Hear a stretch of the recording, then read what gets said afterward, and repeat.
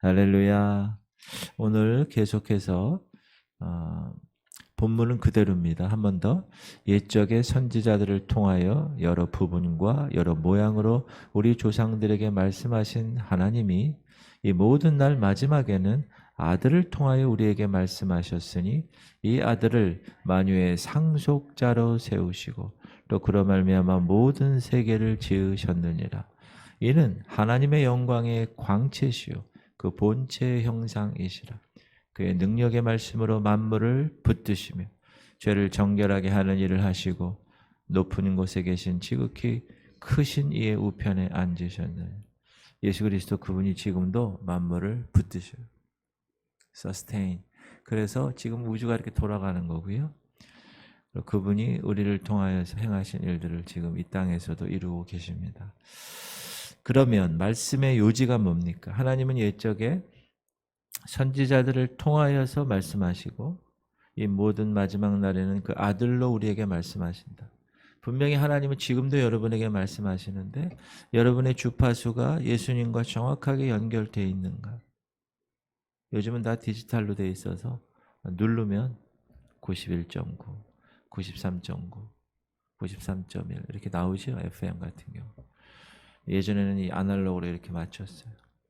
그게 맞춰져야 그 말씀을, 그 내용을, 그 음악을, 그 방송을 들을 수 있는 것처럼 하나님은 계속 지금도 말씀하신다. 여러분의 이 수신의 이 수신기가 어떻게 되어 있느냐에 따라서 그렇다면 지금도 말씀하시는데 그 말씀하시는 바가 뭘까? 하나님은 무슨 말씀을 인간들에게 들려주시려고 계속 선지자들을 통하여 그 아들을 통하여 말씀하시나? 그 말씀의 요지는 무엇입니까?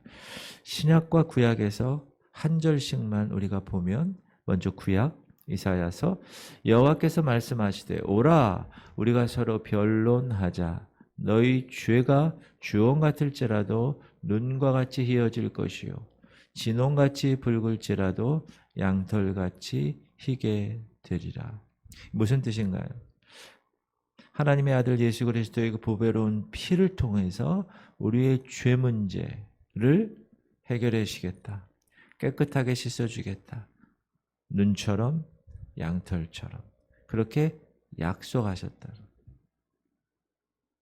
그리고 신약에서 말씀하시는 핵심의 요지는 우리가 잘 알고 외우는 하나님이 세상을 이처럼 사랑하사 독생자를 주셨으니 이는 그를 믿는 자마다 멸망하지 않고 영생을 얻게 하려 하십니다. 독생자를 주신 이유, 그분을 우리의 대속 제물로 십자가에 못 박아 우리의 죄를 대신 속하는 피를 흘리게 하심으로 영단번 한 번에, 예전에 구약은 매번 죄가 있을 때마다 짐승의 피를 대신해서 죽여서 계속 피 제사를 드려야 했던 그런 것들을 한 번에 영원토록 once for all 영단번에 예수님 스스로가 제물이 되셔서 죄 문제를 해결하시기 위해서 피를 흘리심으로 죽으심으로 우리의 죄를 용서하시고 우리를 모든 불의에서 의롭지 않지만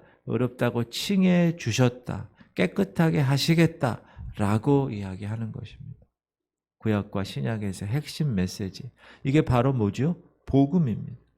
그리고 이 메시지, 이 복음을 기록한 것이 성경입니다. 그러므로 우리는 성경을 하나님의 말씀이라고 부르고 있습니다.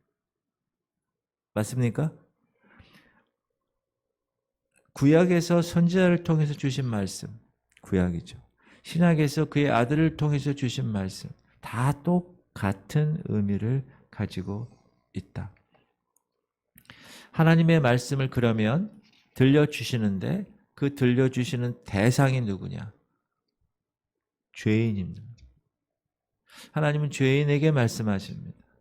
죄인들아 내 말을 들으라. 죄인들아 나에게로 오라. 계속해서 반복해서 대상인 죄인에게 이야기합니다. 오호라 너희 모든 목마른 자들아 물로 나아오라. 돈 없는 자도 오라. 너희는 와서 사 먹되 돈 없이 값 없이 와서 포도주와 젖을 사라. 너희가 어찌하여 양식이 아닌 것을 위하여 은을 달아주며 배부르게 하지 못할 것을 위하여 수고하느냐. 내게 듣고 들을지어다. 그리하면 너희가 좋은 것을 먹을 것이며 너희 자신들이 기름진 것으로 즐거움을 얻으리라. 너희는 귀를 기울이고 내게로 나와 들으라. 그리하면 너희 영혼이 살리라. 내가 너희를 위하여 영원한 언약을 맺으리니 곧 다윗에게 허락한 확실한 은혜이니라. 하나님은 스스로 이렇게 얘기하신 거예요.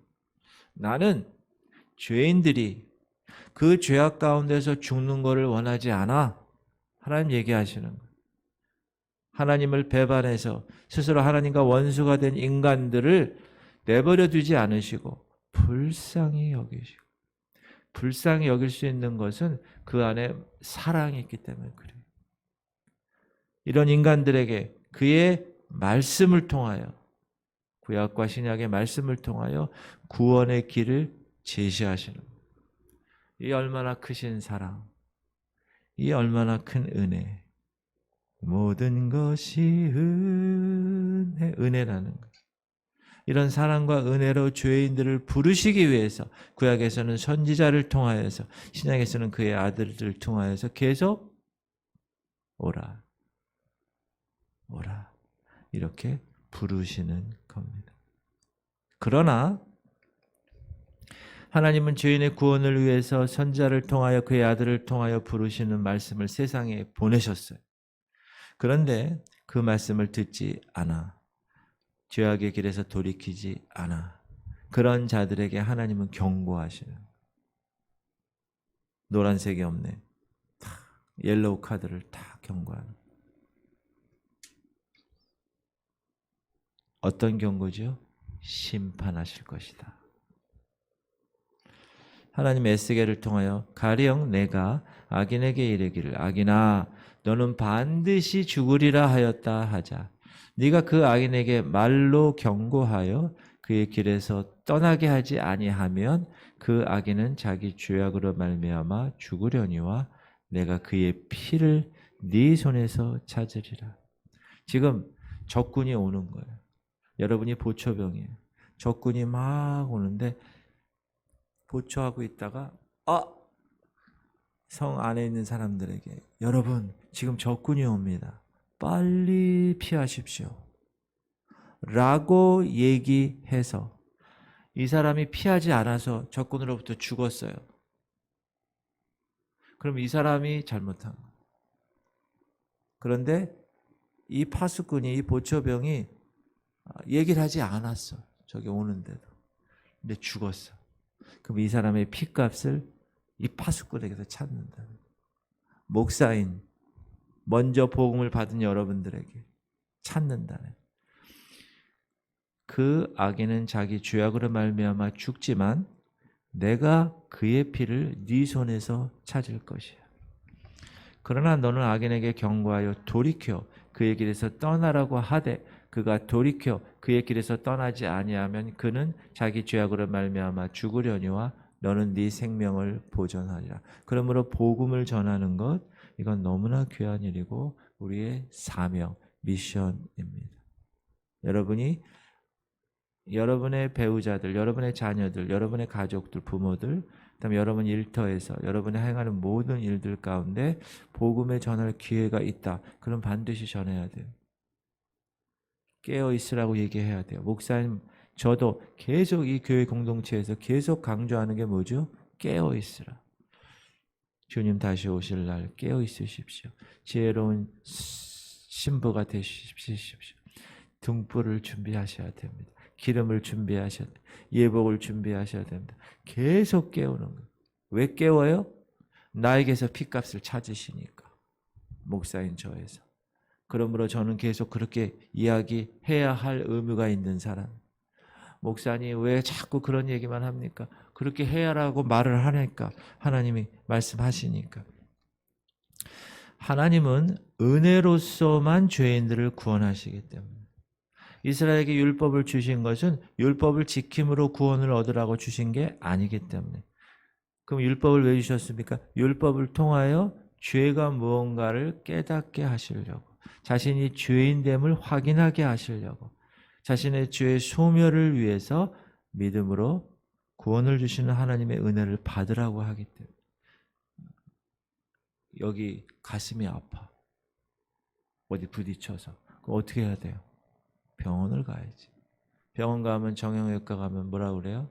아이고 그 사람이 여기를 어떻게 봐요 의사가. 그럼 뭐 어떻게 하죠? 엑스레이 찍으십시오. 엑스레이 찍어. 그럼 여기 뼈에 2번 뼈가 금이 갔어. 2번 갈비뼈가 금이 갔습니다. 진단이 되죠. 그게 율법이에요.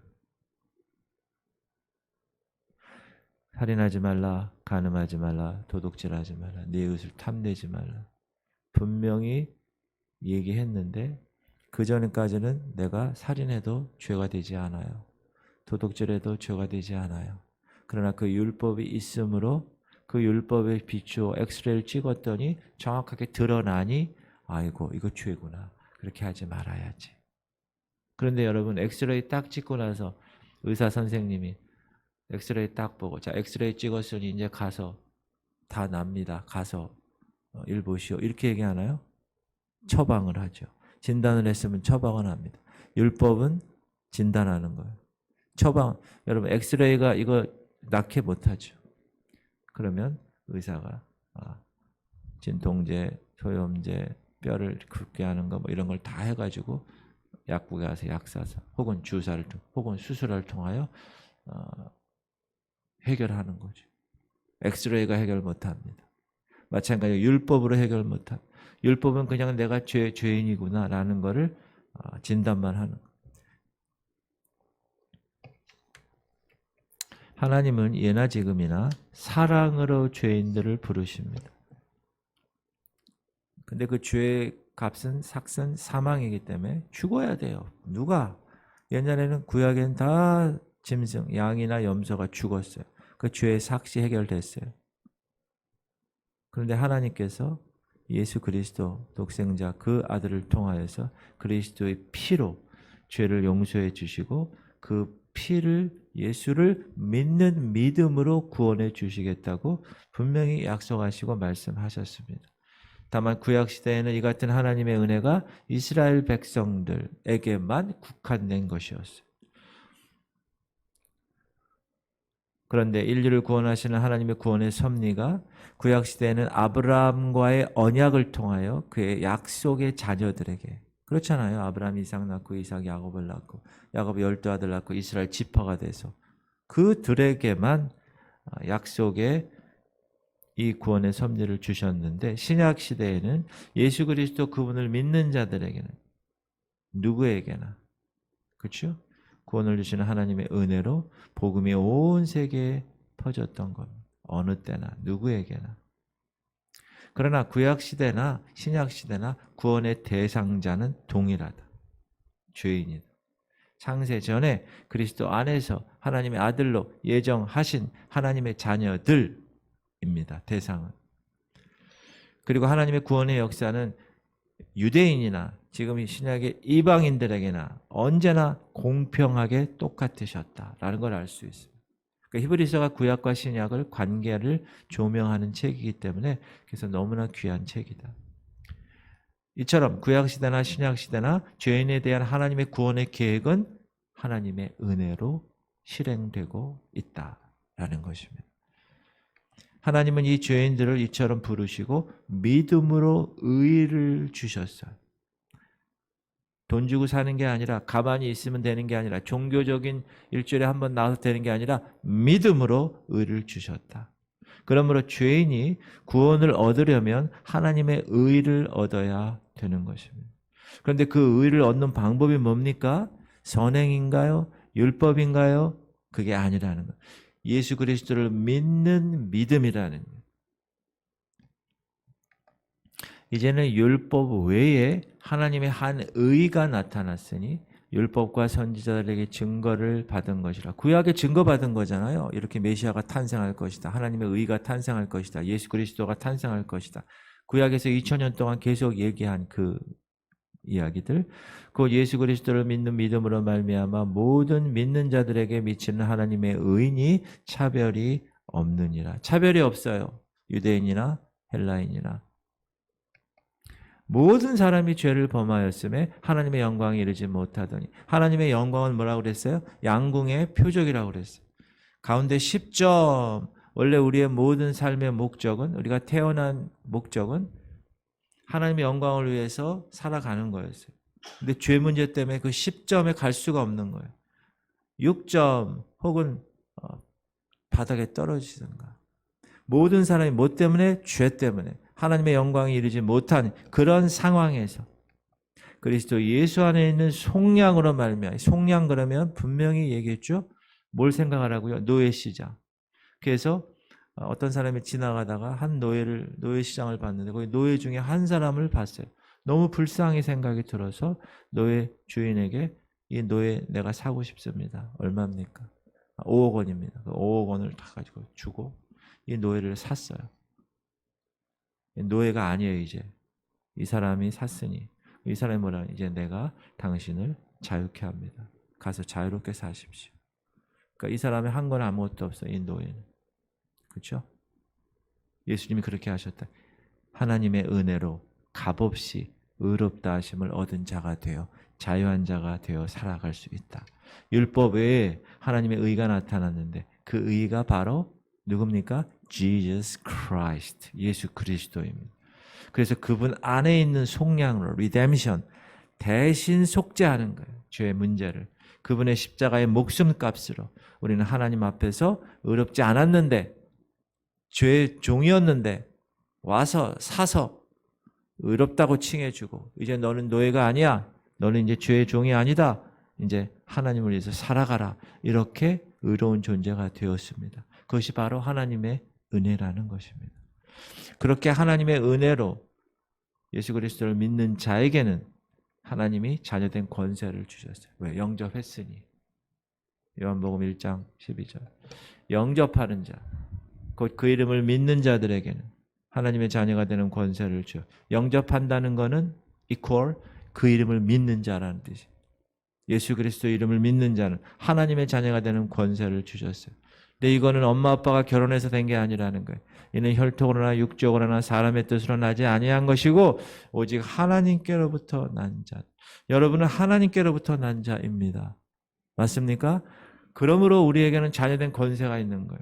이제 내일 모레 이제 상속자에 관한 이야기를 할 텐데 하나님을 믿는 자에게는 상속자가 되는 영광을 주셨다. 자녀이면 또한 상속자, 곧 하나님의 상속자요 그리스도와 함께한 상속자니 우리가 그와 함께 영광을 받기 위하여 고난도 함께 받아야 된다.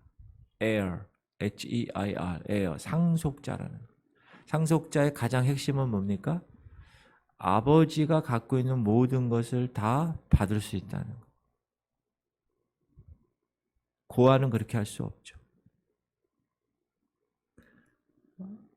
그러나 고아였던 우리를 하나님이 adoption, 입양시켜서 호적에 올려주셨죠. 그러면 상속자의 권세가 있는 거예요. 여러분은 그 상속자의 권세로 지금 살아가시는 거예요. 사랑하는 성도님들, 하나님은 그의 말씀을 통하여 죄인들을 부르십니다. 죄인이란 두 가지예요. 하나는 아직 하나님의 사랑을 몰라. 들어도 거역했어. 거부했어. resist, 저항했어요. 그리스도 앞에 나오지 않고 있는 사람, 그 사람이 죄인입니다. 이들은 거듭나야 돼요. 다시 태어나야 합니다. 이들을 부르시는 하나님의 말씀을 복음이라고 하는 거죠. 또 하나 죄인은 뭐냐? 은혜는 받았어요. 근데 그 은혜를 잊어버려요. 하나님의 뜻을 알고도 그 뜻대로 살아가지 원치 않는 경우 이분들은 거듭났어요. 그러나 탕자처럼 살아요. 하나님의 은혜에서 떨어져 나가 있어요. 이런 사람들을 죄인이라고 합니다. 그러나 나중에 탕자가 들어왔을 때 그 아버지가 버선발로 나가서 안아주죠. 잊지 않으셨어요. 구원받은 자니까. 사랑하는 성도님들, 여러분 이 두 가지 죄인 중에 어느 류에 속하십니까? 우리는 그 두에 속하지 않아. 우리는 하나님의 은혜를 받았고 그 은혜를 망각하지 않고 잊지 않고 하나님의 뜻대로 살아가는 자녀들입니다. 맞습니까? 우리는 이런 사람들.